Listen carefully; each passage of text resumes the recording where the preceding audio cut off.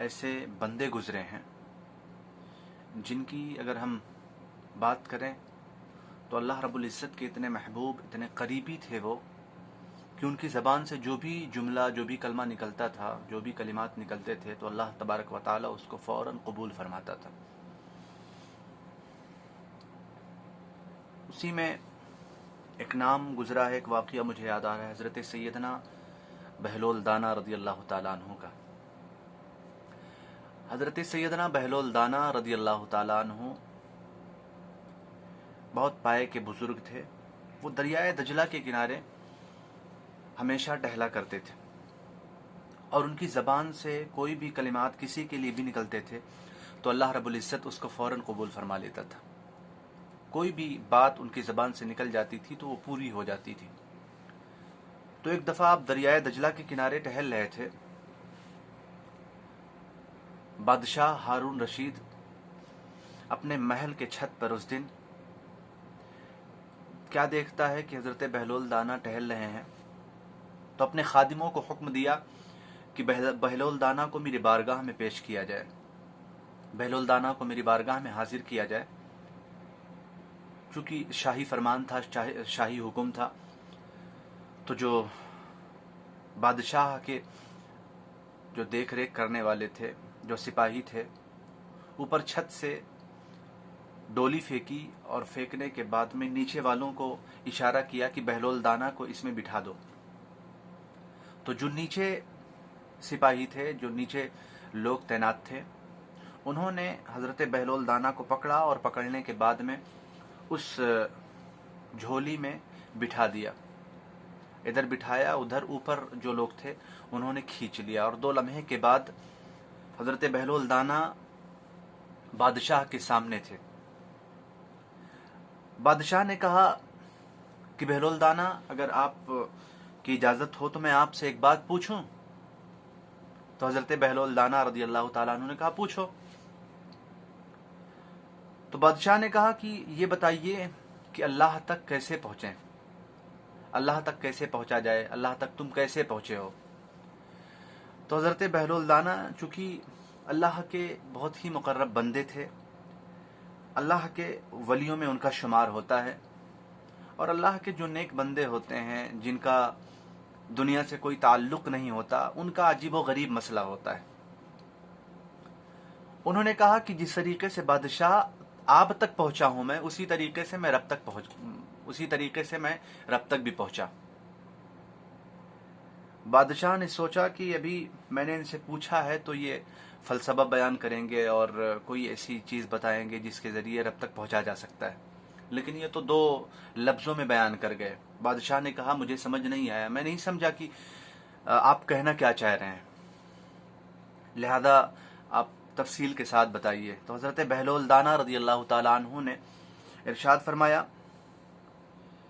کہ دیکھو، اگر میں آپ سے ملاقات کرنا چاہتا تو آپ کے دفتر میں حاضر ہوتا، آپ کے درباریوں کے پاس جاتا اور ایک خط لکھتا، ایک مضمون لکھتا آپ سے ملاقات کرنے کی غرض سے، اور اس کو دفتر میں جمع کراتا، اور دفتر سے ہو کر کے وسیلہ بائی وسیلہ آپ تک پہنچتی، پھر اس کے بعد آپ 2 مہینے بعد، 4 مہینے بعد یا 6 مہینے بعد آپ مجھ کو ملنے کی اجازت دیتے، اور اگر آپ سے ملاقات بھی ہو جاتی تو آپ کے جو شاہی مہمان، اگر ملاقات کے دوران شاہی مہمان آ جاتے اس وقت بھی ٹھیک سے ملاقات نہ ہو پاتی، اس طریقے سے سالوں لگ جاتے آپ سے ملاقات نہ ہو پاتی۔ لیکن اگر آپ نے چاہا، میں دریائے دجلہ کے کنارے ٹہل رہا تھا، آپ نے چاہا، ایک لمحے میں آپ سے میری ملاقات ہو گئی، ایک لمحے میں، تھوڑے سے وقت میں آپ نے چاہا ملاقات ہو گئی۔ اسی طریقے سے رب کا معاملہ ہے، اگر بندے پوری زندگی بھی رب کو تلاش کرتے رہیں، رب سے ملاقات کرنے کی کوشش کرتے رہیں تو بندوں کی کوششیں ناکام جائے گی، لیکن اگر رب چاہے گا تو بندے سے اس کی ملاقات فوراً ہو جائے گی، بندہ رب سے ترنت مل سکتا ہے۔ تو رب سے ملنے کے لیے میں نے کوئی زیادہ کچھ نہیں کیا، بس جو رب کو منظور تھا، جو رب کو پسند تھا، وہی میں نے کیا۔ حضرت بہلول دانا رضی اللہ تعالیٰ عنہ، اور بھی ایک واقعہ ہے میں آپ کو بتاتا ہوں۔ حضرت بہلول دانا رضی اللہ تعالیٰ عنہ کا، یہ جو اللہ کے قریبی ہوتے ہیں نا، یہ کوئی بھی کام کرتے ہیں تو اس میں ایک حکمت ہوتی ہے۔ حضرت سیدنا بہلول دانا رضی اللہ تعالیٰ عنہ اسی دریائے دجلہ کے کنارے بیٹھ کر مٹی کا گھر بنا رہے تھے، جس طریقے سے بچے ریت سے، بالو سے جو ہے گھر بناتے ہیں، اسی طریقے سے حضرت سیدنا بہلول دانا رضی اللہ تعالیٰ عنہ ایک مٹی کا گھر بنا رہے تھے۔ بادشاہ کا گزر ہوا، بادشاہ نے دیکھا کہ بہلول مٹی کا گھر بنا رہے ہیں، تو بادشاہ نے پوچھا بہلول یہ کیا کر رہے ہو؟ تو کہا کہ جنت میں محلات بنا رہا ہوں۔ اللہ والوں کی بات ہی عجیب و غریب ہوتی ہے، بھلا دنیا میں کوئی گھر بنائے اور بولے کہ میں جنت میں محلات بنا رہا ہوں، لیکن اللہ والے ایسا کر سکتے ہیں۔ بادشاہ نے پوچھا کیا کر رہے ہو؟ کہا میں جنت میں محلات بنا رہا ہوں۔ تو بادشاہ نے کہا بیچتے ہو؟ کہا ہاں بیچتا ہوں۔ کہا کتنے کی؟ کہا 10 درہم کی۔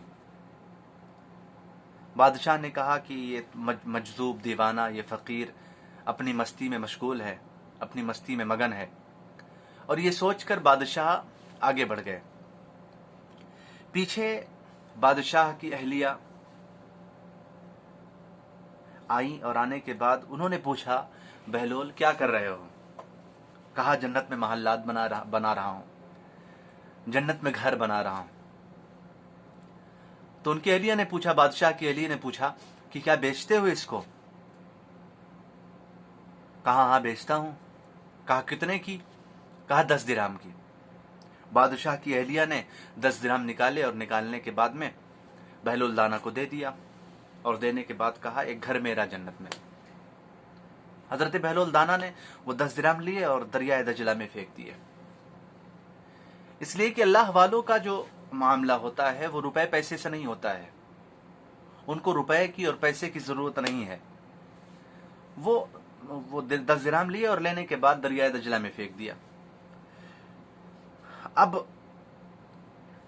رات کو جب بادشاہ پلٹے، اپنے گھر پہنچے، رات کو جب سوئے، اور سونے کے بعد خواب میں کیا دیکھتے ہیں کہ جنت میں ایک حسین و جمیل، ایک خوبصورت محل تیار ہے، اور اس پر لکھا ہوا ہے زبیدہ۔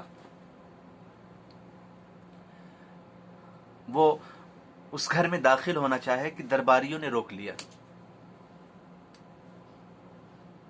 کہا کیوں روکتے ہو؟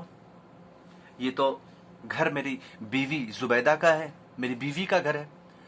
تو جو سپاہی تھے، جو درباری تھے، انہوں نے کہا کہ دنیا کے معاملات اور ہیں، دنیا میں بیوی کا جو ہوتا ہے وہ شوہر کا ہوتا ہے، اور شوہر کا جو ہوتا ہے وہ بیوی کا ہوتا ہے، لیکن جو یہاں کے معاملات ہیں وہ الگ ہیں، لہذا آپ جنت میں نہیں جا سکتے، آپ اس گھر میں داخل نہیں ہو سکتے۔ صبح بیدار ہوئے بادشاہ، بیدار ہونے کے بعد اپنی بیوی سے پوچھا کہ تم نے ایسا کون سا عمل کیا کہ جس کی وجہ سے میں تمہارے مقام کو، تمہارے مرتبے کو، تمہارے عہدے کو بہت اونچا دیکھتا ہوں؟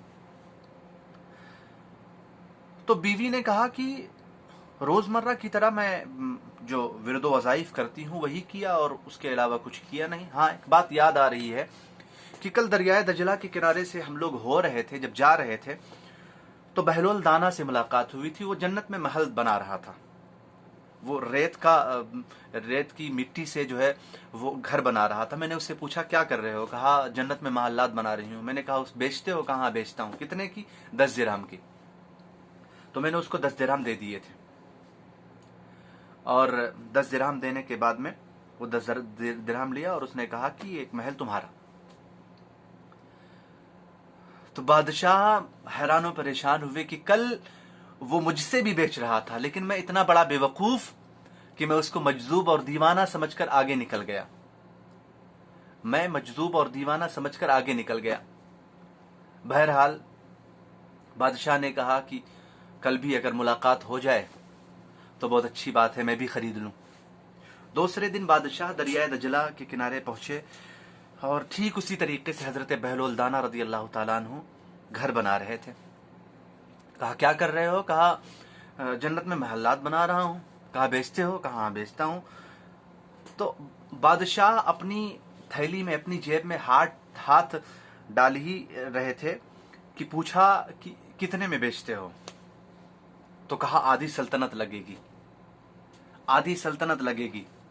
کہا کل تک تو تم 10 درہم کی بیچتے تھے لیکن آج آدھی سلطنت. تو حضرت بہلول دانا رضی اللہ تعالیٰ عنہ جواب دیا کہ وہ سودا بلا دیکھے تھا لیکن آج تم دیکھ کر آئے ہو، آج تم اس کو دیکھ کر آئے ہو. تو دیکھ کر جو سودا ہوتا ہے وہ قیمتی ہوتا ہے اور جو بلا دیکھے ہوتا ہے وہ زیادہ قیمتی نہیں ہوتا ہے.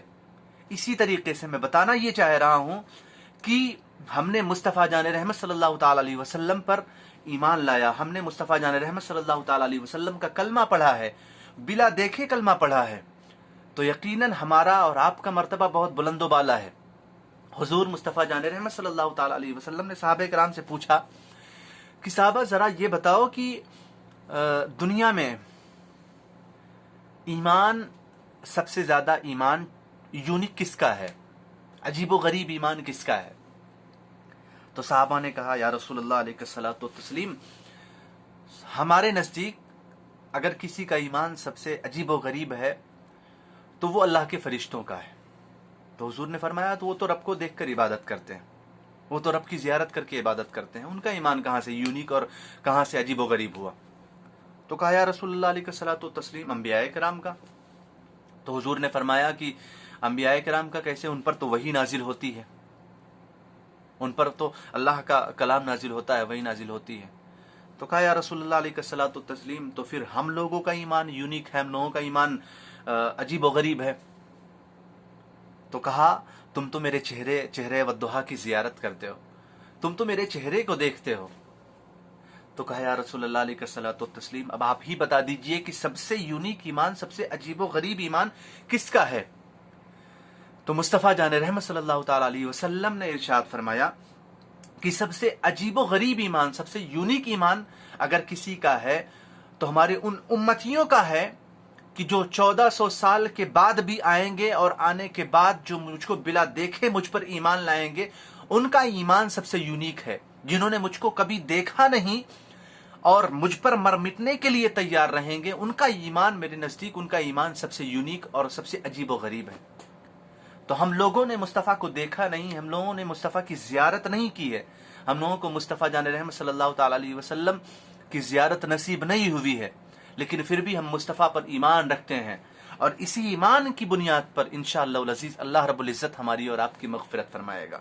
اور ہمارا ایمان اسی طریقے سے مضبوط اور پختہ رہنا چاہیے کہ کل بروز محشر اگر کوئی مجھ سے پوچھے کہ تم نے بلا دیکھے مصطفیٰ جان رحمت صلی اللہ تعالی علیہ وسلم پر ایمان کیوں لائے، تو کل بروز محشر ہم یہ جواب دے سکیں کہ جس طریقے سے ہم نے رب کو نہیں دیکھا ہے لیکن رب کو مانا، جنت کو نہیں دیکھا جنت کو مانا ہے، دوزخ کو نہیں دیکھا دوزخ کو مانا ہے، اور بہت ساری چیزوں کو میں نے نہیں دیکھا لیکن مانا ہے، اسی طریقے سے میں نے مصطفیٰ کو نہیں دیکھا اور مصطفیٰ کو مان لیا. اور میرا یہ یقین ہے، میرا یہ ایمان ہے، میرا یہ عقیدہ ہے کہ کل بروز محشر اللہ رب العزت اسی مصطفیٰ کے صدقے میں ہماری اور آپ کی مغفرت فرما دے گا.